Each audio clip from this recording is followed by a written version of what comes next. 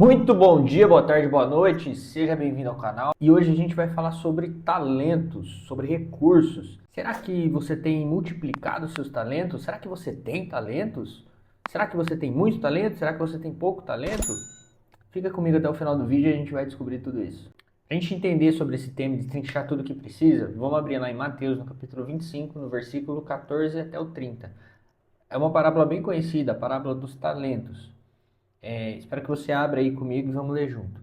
Diz assim: E também será como um homem que, ao sair de viagem, chamou os seus servos e confiou-lhes os seus bens.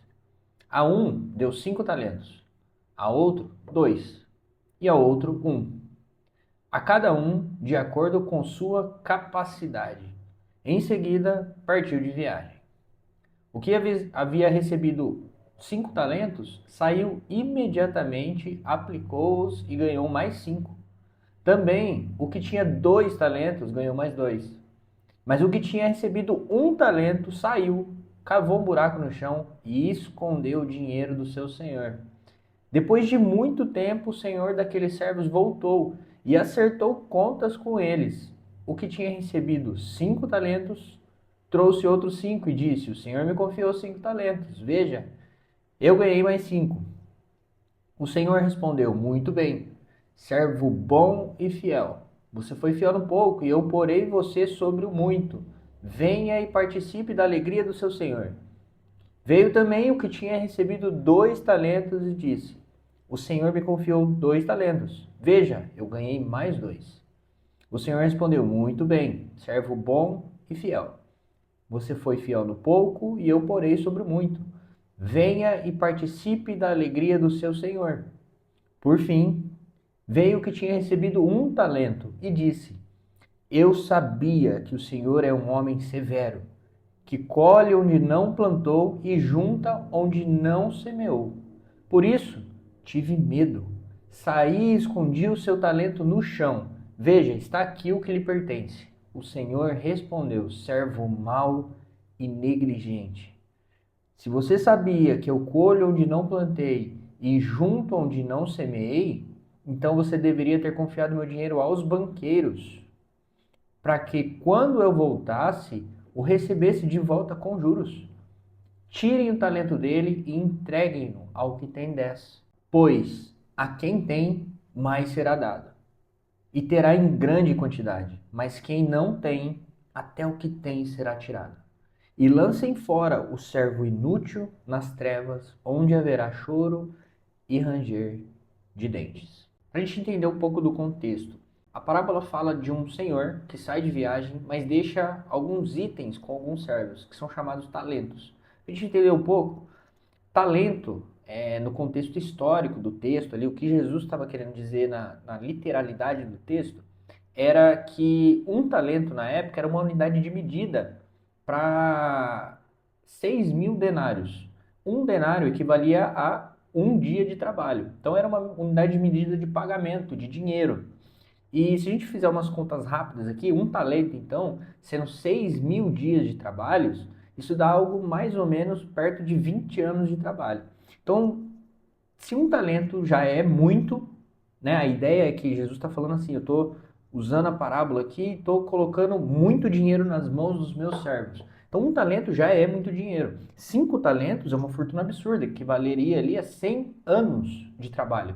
Imagine você agora recebendo 100 anos de trabalho de uma vez só. Seria muito dinheiro. Então, Jesus ele escolhe deliberadamente colocar essas quantias muito grandes para destacar o valor de coisas, de recursos que Deus está colocando na sua mão, de que o Senhor ali na parábola está colocando nas mãos dos seus servos.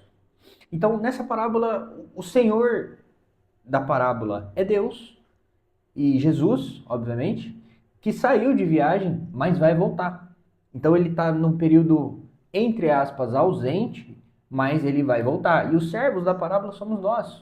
E todos esses talentos, esses recursos que foram deixados nas nossas mãos, quando ele retornar, haverá uma prestação de contas, como a gente viu na parábola.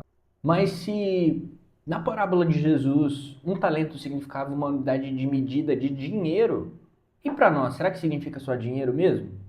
A resposta é não. Essa é uma parábola que tenta expandir e caber ali no talento. O que é um talento para nós hoje não é só 6.000 denários, como era na época. A ideia de Jesus aqui é dizer que recursos muito valiosos estão sendo colocados nas suas mãos. Vou dar alguns exemplos. Dinheiro também significa dinheiro, mas também dons, habilidades ou talentos, como a gente usa aqui no português, na nossa linguagem. O seu trabalho, o seu ministério. E se a gente for parar para pensar, ainda tem muito mais coisas que estão sobre nossa responsabilidade que não nos pertencem, que nós precisamos administrar bem, porque prestaremos contas lá no final. Vou dar mais alguns exemplos para você entender. O seu tempo é um recurso que você tem, mas não é seu. O tempo, os dias, os nossos dias estão precisamente contados por Deus. E Ele está nas suas mãos. Como você tem gerido o seu tempo? Alguns outros recursos. Livre-arbítrio. Você tem a opção de escolher o que você quiser, o que você vai fazer, como gerenciar todos esses recursos. Você tem sabedoria, você tem inteligência, você tem capacidade de pensar, raciocinar, medir, planejar. Você tem criatividade, você tem saúde, você tem um corpo. Sim, o seu corpo é um recurso que Deus te deu. Como será que você está cuidando do seu corpo? Ele é o templo do Espírito Santo. Alguns outros, família. Sim, você precisa cuidar da sua família, porque são pessoas que Deus confiou a você. Além disso, tem outras pessoas que podem estar sob seu cuidado, como discípulos, como amigos, como parentes, pessoas até que às vezes não são crentes, não são filhos de Deus ainda, mas que estão convivendo com você. Você tem essa responsabilidade de ser luz na vida dessa pessoa. E por último, não menos importante, a vida em si.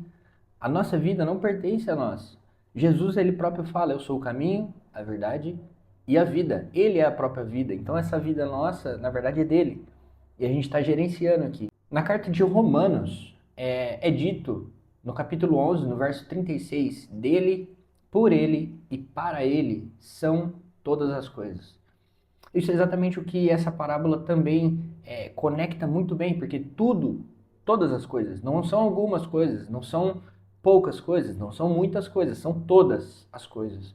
Pertencem a Deus. Agora para pensar comigo.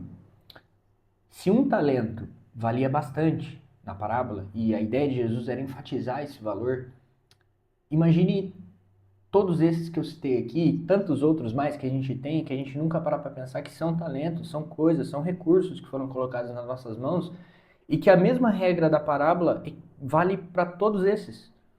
Então, o Senhor saiu, deixou recursos em nossas mãos, e Ele espera que multipliquemos todos esses recursos. E não enterremos, e não ignoramos, e não fazemos pouco caso de tudo aquilo que recebemos.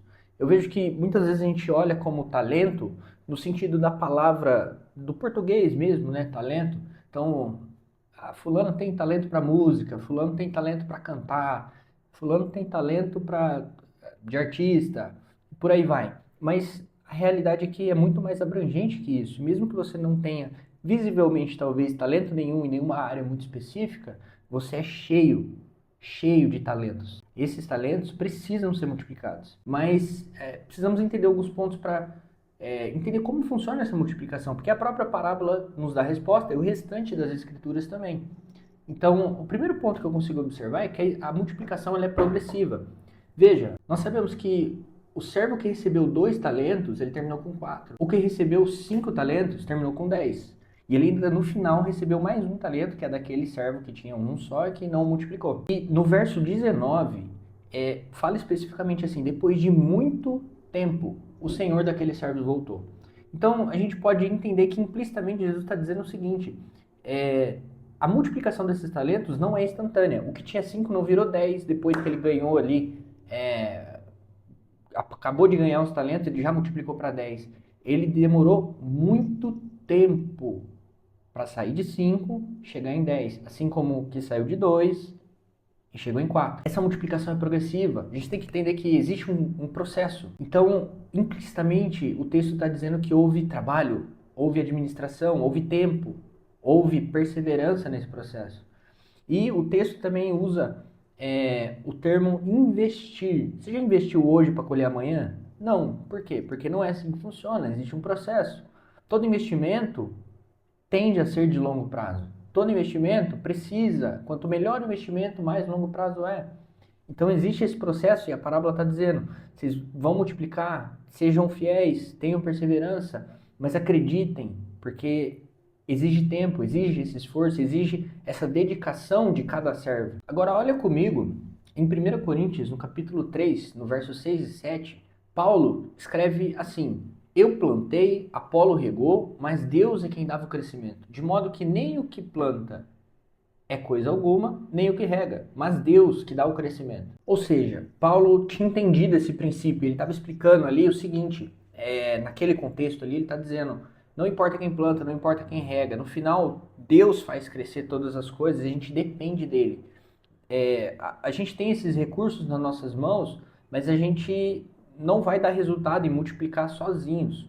Porém, a gente tem essa responsabilidade. Nós precisamos plantar e nós precisamos regar. Ou seja, Deus nos deu recursos, mas também deu a capacidade de multiplicar. Quando a gente faz esse processo e se dedica nas coisas que precisam ser multiplicadas, em todos esses talentos, tratando com muita diligência cada coisa que Deus nos confiou, nós estaremos plantando, nós estaremos regando.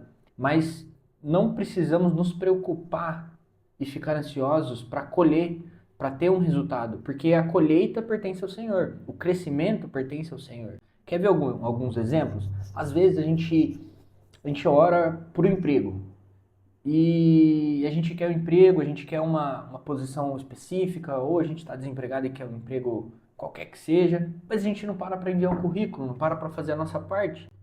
Às vezes você já tem um emprego, e aí você quer uma promoção, você quer ganhar mais, mas você chega atrasado. Às vezes a gente ora para Deus, usa minha vida, mas a gente não se disponibiliza para servir no básico, a gente não trabalha o amor pelas pessoas. Às vezes a gente ora por um casamento melhor ou um relacionamento melhor, mas a gente não se conversa, não se perdoa, a gente não faz a nossa parte. Você ora para ter conhecimento da palavra, mas você não lê a Bíblia. Às vezes você ora para vencer um determinado pecado, mas você continua alimentando essas mesmas tentações, você não foge dessas tentações diariamente. Ora para Deus te abrir portas, mas às vezes você já tem outras portas abertas e você não passou por nenhuma delas, você não deu nenhum passo de fé nas coisas pequenas. Você ora por ter mais oportunidade, mas você enterra todos os talentos que você já possui. Você ainda não dá conta do seu trabalho atual. Veja, Deus está dizendo o seguinte, para multiplicar a gente precisa ter essa administração muito bem feita. Então, se você quer mudar do cargo A para o cargo B, que é acima, um exemplo hipotético, coloque aí sobre sua realidade. Nós nunca vamos sair daqui, o chefe nunca vai olhar para a gente aqui e vai falar assim, eu quero promover esse cara aqui, essa pessoa aqui, e pum, move você. Não, você está aqui e quando você estiver aqui, nessa posição, mas administrando tão bem que você já aprendeu a fazer a próxima e tem feito a próxima, você prova para as pessoas, para Deus, que você está multiplicando aquilo que você está fazendo.